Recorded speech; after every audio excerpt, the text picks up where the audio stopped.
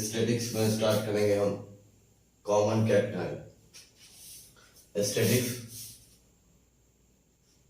Second part में पढ़ना है। इसका एक टॉपिक आता है कॉमन कैटनरी। पहले कॉमन कैटनरी है क्या? कॉमन कैटनरी में क्या होता है, कोई स्ट्रिंग है, इसको दो ईंट से फिक्स करने के बाद क्या होता है, ये स्ट्रिंग हैंग्स कर जाता है ऐसे, और ये क्या बनाता है, कर्व। ये कहलाता है कॉमन कैटनरी। ये जो हैंग्स करता है, ये जो नीचे लटकता है, वो ड्यू टू ग्रेविटी के कारण। तो अब कॉमन कैटनरी है पहले क्या, तो इसका डेफिनेशन है कॉमन कैटनरी का, when a uniform string Hanks freely under the action of gravity if suspended from its edge not lying in the same vertical, it forms a curve known as the common या uniform catenary. ये दो vertical से, दो point से रहता है, same point से line नहीं किए रहता है। अब ये जो कर्व बनता है, पहले ऐसे था, ये हैंग कर गया ग्रेविटी के कारण ऐसे, ये हो गया कॉमन कैटनरी। अब इसमें क्या आता है, इक्वेशन ऑफ कॉमन कैटनरी। तो a uniform heavy inextensible string hangs freely under the action of gravity. क्या कर रहा है, एक यूनिफॉर्म हैवी इनएक्सटेंसिबल स्ट्रिंग, नमरने वाला स्ट्रिंग नहीं है, हैंग्स जो लटका हुआ है freely under the action of gravity, सिर्फ ग्रेविटी के अंदर। तो find the equation of curve which it forms। तो हमको निकालना है इक्वेशन ऑफ कर्व जो फॉर्म करता है। पहला prove that S equal to C tan psi. ये क्या है, इंट्रिंसिक इक्वेशन ऑफ कैटनरी। अगर आपको कहा है निकालने के लिए find the intrinsic equation of catenary, तब भी यही निकालेंगे, या S equal to C tan psi, तब भी यही। Second, prove that Y equal to C cos hyperbolic x by C। ये क्या कहलाता है, Cartesian equation of the catenary. prove that S equal to C sin hyperbolic x by C, या prove that x equal to C log tan psi plus sec psi, या prove that y square equal to C square plus S square, या y equal to C sec psi, या prove that t equal to wy। 8 case आता है, 8 में से कोई भी जो कहेगा प्रूफ करने के लिए, वही तक एग्जाम में प्रूफ करेंगे हम। अब इसको प्रूफ करते हैं।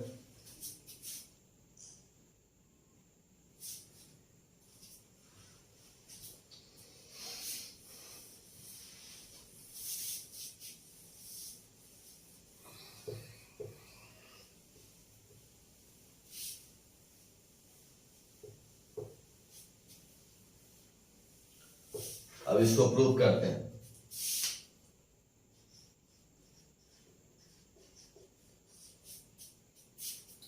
पहले कॉमन कैटनरी बनाते हैं। ये कॉमन कैटनरी, दो पॉइंट है A और B, ये एक्सिस, ये X, ये Y, इसको D पॉइंट, C ओरिजिन, और ये यहां से ओरिजिन से यहां तक का पोजीशन को मान लेते हैं छोटा सी। अब कोई टेंजेंट ड्रॉ करते हैं, टेंजेंट, ये ऐसे, टेंशन यहाँ T है, यहाँ T0। अब कोई P पॉइंट मान लेते हैं जहां टच करता है, यहाँ X Y, और ये यहां से। अब क्या लिखते हैं कि let C be the lowest portion of the string। ये स्ट्रिंग का C क्या है, लोएस्ट पोर्शन, और P क्या है, कोई portion, and P be any portion of the string. अब टेंशन P पर टेंशन लग रहा है T और C पर लग रहा है T नॉट, क्या लिखेंगे? Tension at P and C are T and T naught respectively. क्रम सो ये स्ट्रिंग का लोएस्ट पॉइंट है P, कोई भी पॉइंट है P, ये C लोएस्ट पॉइंट, P कोई पॉइंट, एनी पॉइंट है। P पर टेंशन T लग रहा है, C पर टेंशन T नॉट लग रहा है। अब क्या है कि द पोर्शन, अब C से लेके P तक के पोर्शन का, C से लेके P तक के पोर्शन का ये आर्क हो गया CP, इसका लंबाई क्या है मान लेते हैं the portion CP of the string, यानी आर्क CP को क्या माने S, यहाँ आर्क S से लेके और P आर्क C से लेके P CP के तक का जो है इसकी लंबाई को हम मान लेते हैं S मान लेते हैं।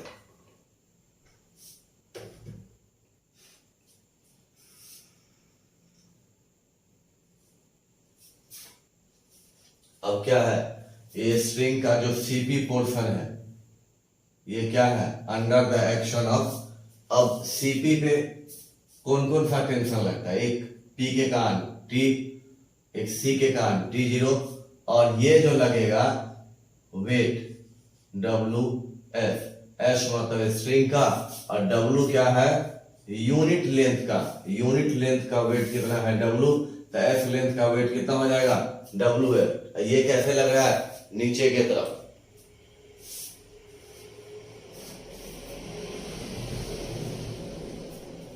क्या लिखेंगे द पोर्शन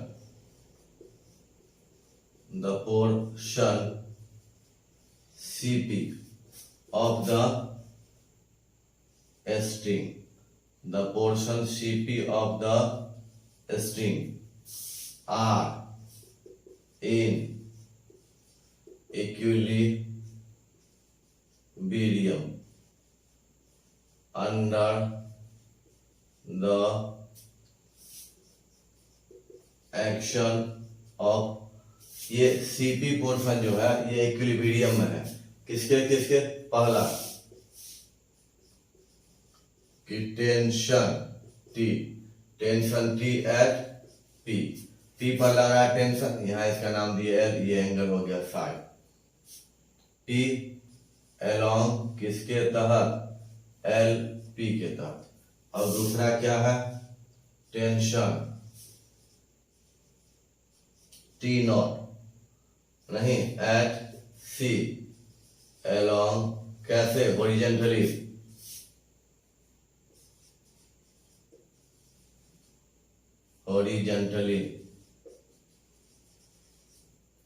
अब तीसरा क्या है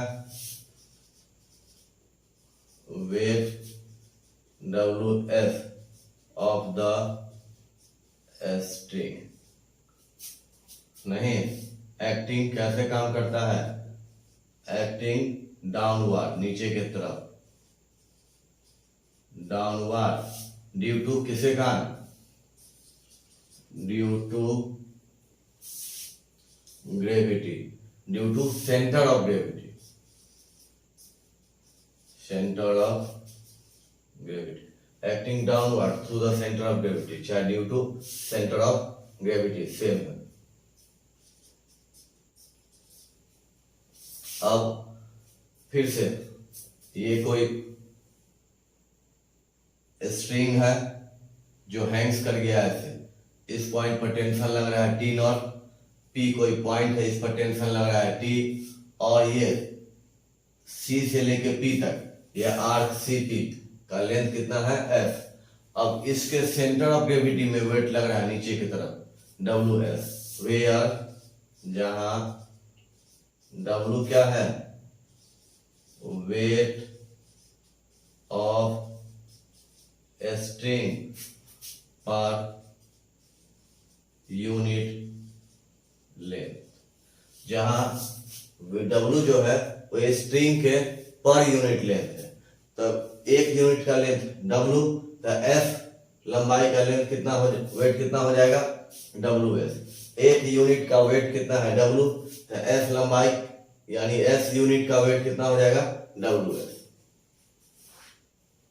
अब यहाँ टेंजेंट, अब देखिए इसको गौर से देखिए, ये टेंजेंट जो लग रहा है ये टी दो पार्ट में डिवाइड हो जाएगा, एक इधर टी कॉस थीटा और इधर क्या हो जाएगा, टी साइन थीटा। ये कैसे डिवाइड होगा, टी कॉस थीटा और ये टी साइन थीटा।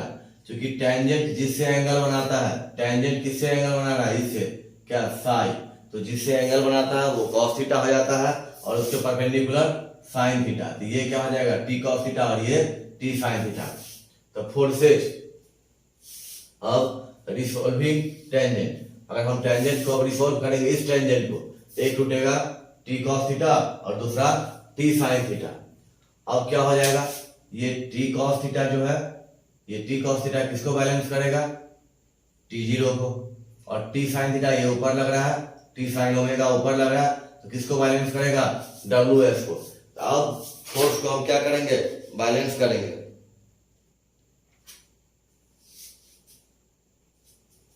यानी अब क्या है, लेट द टेंजेंट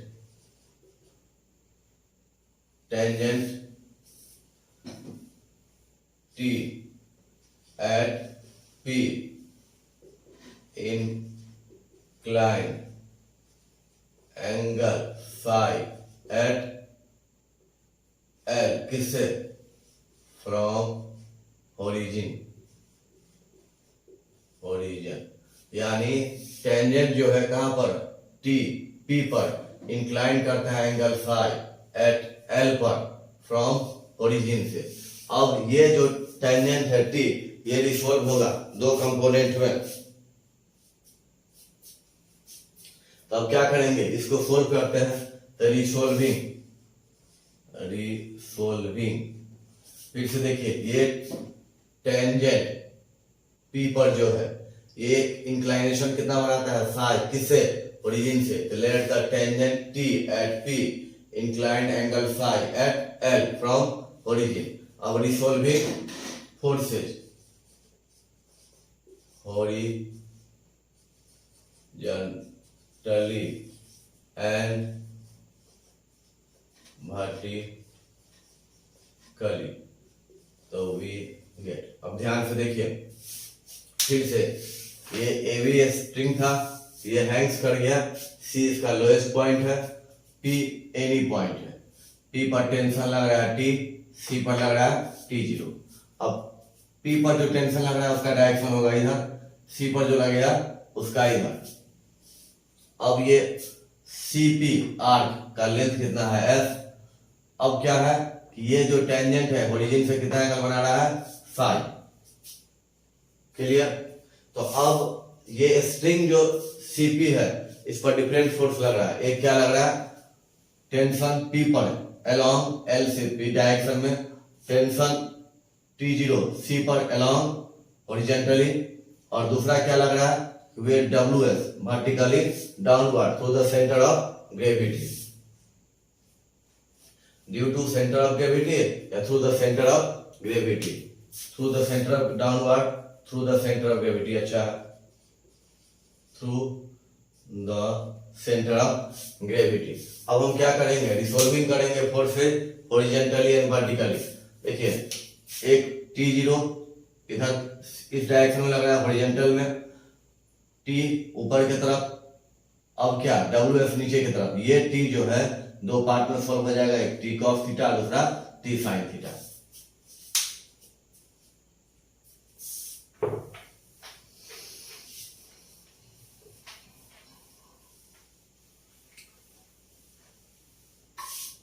तो क्या, टी जीरो किसके इक्वल होगा, टी कॉस फाई फर्स्ट। अब टी किसके बराबर हो गया, टी साइन फाई दो। अब हम क्या करते हैं, डिवाइड करते हैं, सेकेंड में फर्स्ट है इसलिए T sine phi by T zero. तो टी साइन फाई तो इधर कितना था,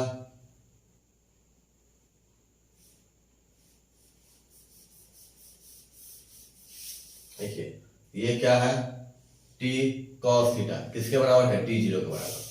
तो टी जीरो क्या हो गया, T cos phi, angle phi है। अब ये टी साइन फाई ये किसके बराबर, डब्ल्यू एस के बराबर, यानी W S equal to T sine phi. ये टी दो पार्ट में डिवाइड हो गया, T cos theta, T sine theta.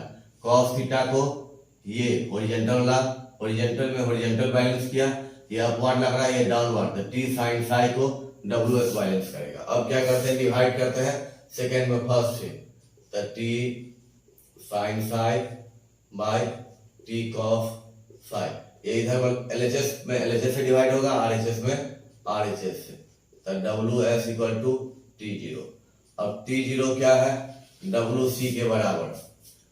तो वेट, ये वाला पोर्शन जो है सी माने, weight of C length string, ये से ये कट गया, tan phi equal to W S W C खत्म, S equal to C tan phi, prove हो गया। ये हो गया थर्ड, हमको सेकेंड नंबर जो प्रूव करना था वो आ गया, क्या, S equal to C tan phi. अब देखिए एस इक्वल टू सी है और D Y by D X, हम पढ़े थे डिफरेंशियल कैलकुलस में कि tan phi equal to D Y by D X के बराबर होता है। Tan phi D Y by D X के बराबर होता है, तो टेन फाई की जगह लिख दिए D Y by D x. अब क्या करते हैं, differentiating both side with respect to x, ये क्या हो जाएगा, d s y d x. सी ये क्या हो गया, d two Y by D x square. फिर याद कीजिए कि डिफरेंशियल कैलकुलस में हम पढ़े थे D S by D X क्या होता था, root under one plus D Y by D X का होल स्क्वायर। इसके जगह हम क्या लिखेंगे, D S by D X की जगह one plus D Y by D X का होल स्क्वायर, ये C D two Y by D x square.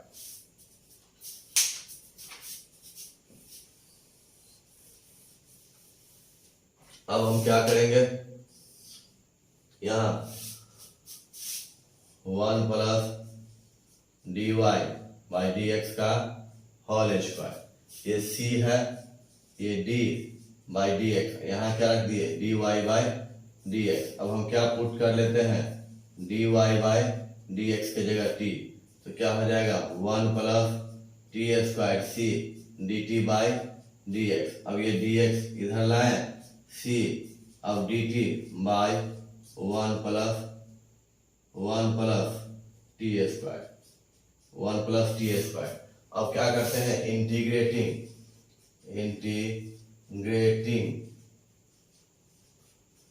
Both side, दोनों तरफ इंटीग्रेट किए तो डी एक्स का क्या आ गया, एक्स। अब इसका क्या होता है, अब इसका क्या होता है, इसका दो इंटीग्रेशन होता है, एक क्या होता है,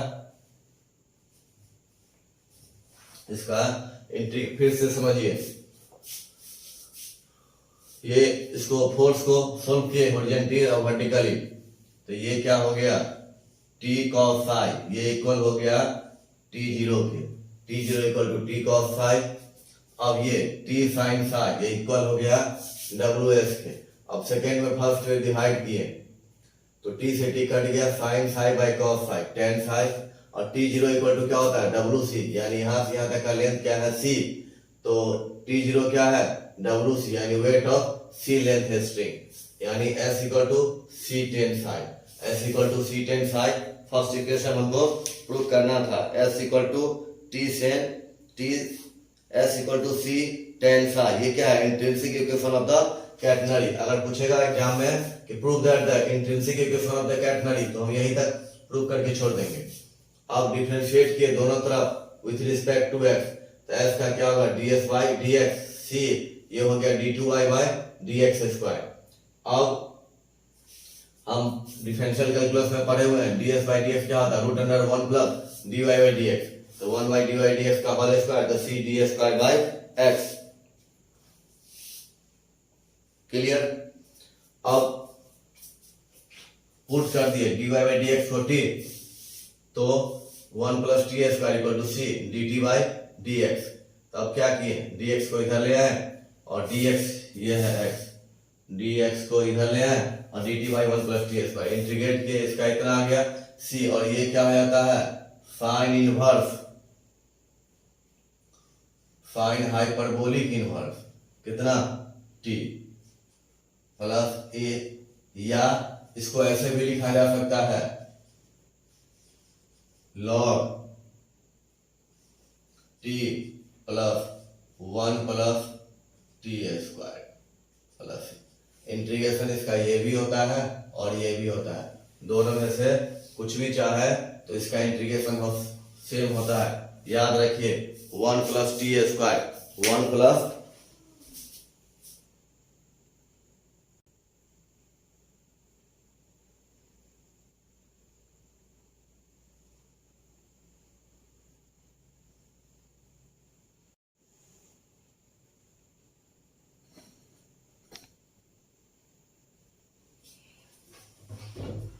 अब देखिए इसका integration dt by 1 plus T square का क्या होता है? c sine hyperbolic inverse t plus a, या इसका हम ऐसे भी लिख सकते हैं, c तो रहेगा ही log t plus 1 plus T square plus a। if the axis of y passes through किससे? c से, तो c से पास करता है तो dxy क्या हो जाएगा? dxy dy का मान कितना हो जाएगा? 0, क्योंकि x का मान कितना है? 0। तब dy बाई dx का मान कितना है? dy बाई dx, क्योंकि पास किससे कर रहा है? c से, तो x का वैल्यू क्या है? 0, तो dy बाई dx क्या हो जाएगा? 0, तो x हो 0, तो इसलिए a का वैल्यू भी क्या हो गया? 0, तो x इक्वल टू क्या हो गया? c साइन हाइपरबोलिक इनवर्स, और t के जगह हम क्या लिखेंगे? dy बाई dx, या ऐसे भी लिख सकते हैं हम c log dy by dx plus 1 plus dy by dx का होल स्क्वायर। यहां तक प्रूफ हो गया। अब इसको फिर आगे बढ़ाने के लिए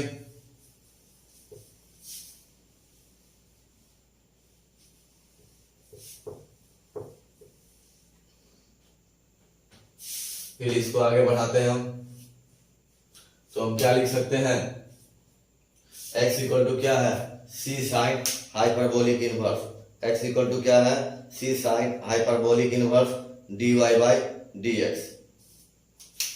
तो x equal to c sine hyperbolic inverse dy by dx, या c log dy by dx plus 1 plus dy by dx का होल स्क्वायर। तो c तो रहने दें हम, log dy बाई dx की जगह क्या लिखेंगे? tan साई, तो 1 प्लस tan स्क्वायर साई, तो c log tan साई, और 1 plus tan square psi sec square psi, c log tan psi plus sec psi, square से रूट खत्म हो गया। ये भी हमको प्रूव करना था।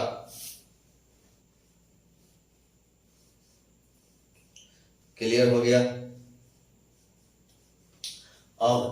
अब यहां से लेते हैं, यहां से देखिए, क्योंकि क्या है x इक्वल टू क्या है c sine hyperbolic inverse dy bye dx। तो x by c equal to क्या है sine hyperbolic inverse dy bye dx। तो dy बाय dx को हम क्या लिख सकते हैं sine hyperbolic x by c, यानी dy बाय dx क्या है sine hyperbolic x by c plus अब क्या है sine hyperbolic x by c।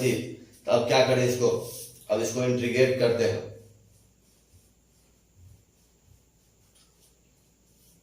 अब क्या इंटीग्रेट करते हैं तो dy इधर रहने दिए sine hyperbolic x by c into dx integrating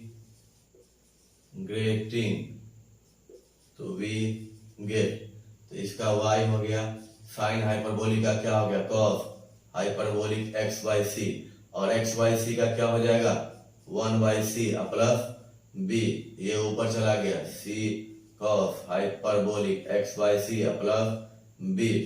हम ओरिजिन जो लिए हैं वो कितना लिए हैं c बिलो लिए हैं, ओरिजिन जो है वो कितना है c बिलो है। तो क्या लिखेंगे let the origin be taken at depth c below c। क्या लिखेंगे let the origin O be taken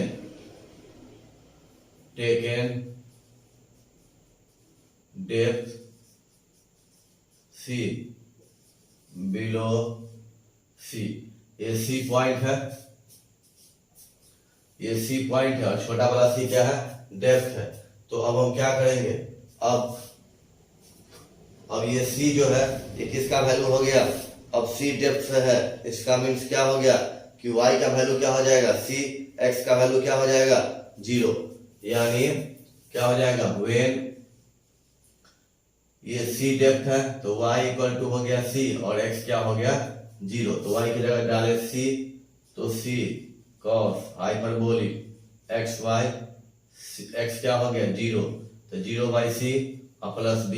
तो ये c से c कट गया 1 cos हाइपरबोलिक 0, cos हाइपरबोलिक 0 का वैल्यू क्या होता है 1 प्लस b। तो यानी 1 से 1 खत्म, b का वैल्यू कितना आया 0। तो यानी y का वैल्यू क्या हो गया, y क्या हो गया c cos hyperbolic x by c, यानी y का वैल्यू क्या हो गया c cos hyperbolic x by c। अब हम क्या बोलते हैं, अब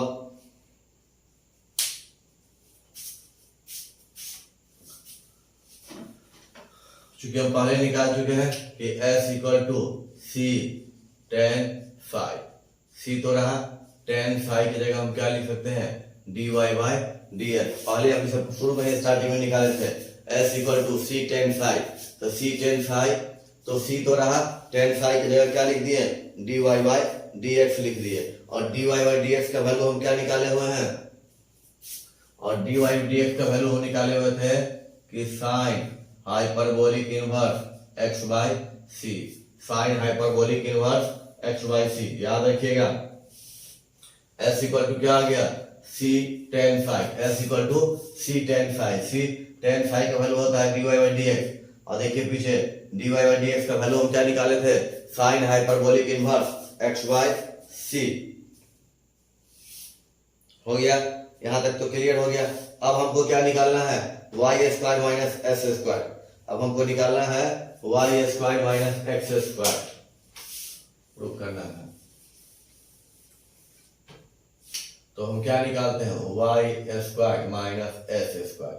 तो y इक्वल टू हम क्या निकाले हुए हैं, y का वैल्यू क्या आया है c square cos hyperbolic square x by c, और s का वैल्यू क्या आया c square sine hyperbolic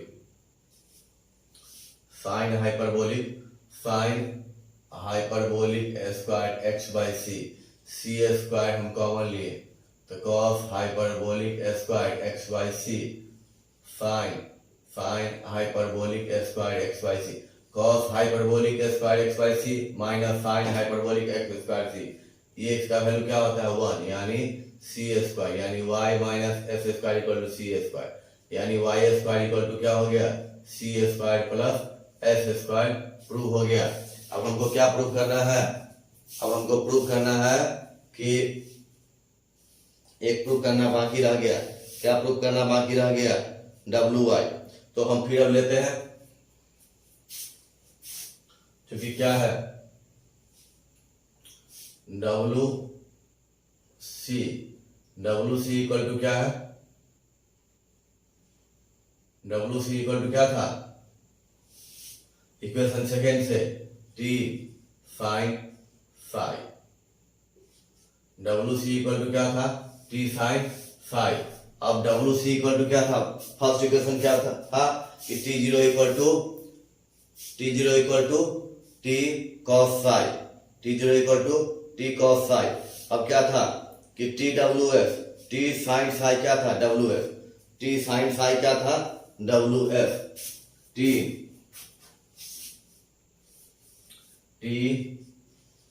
sign phi क्या था W F.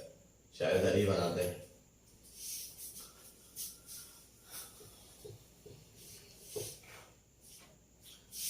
T sine five equal to W F, W और एस क्या था C tan five, T sine five W C sine five बट्टे कॉस फाइव, साइन से खत्म हो गया, T equal to W C cos ऊपर गया तो सेक फाइव हो गया,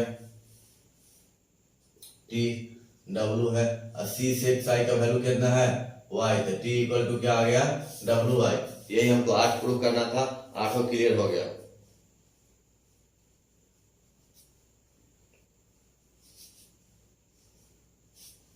अब ये क्या दिखाता है कि tension eight P is equal to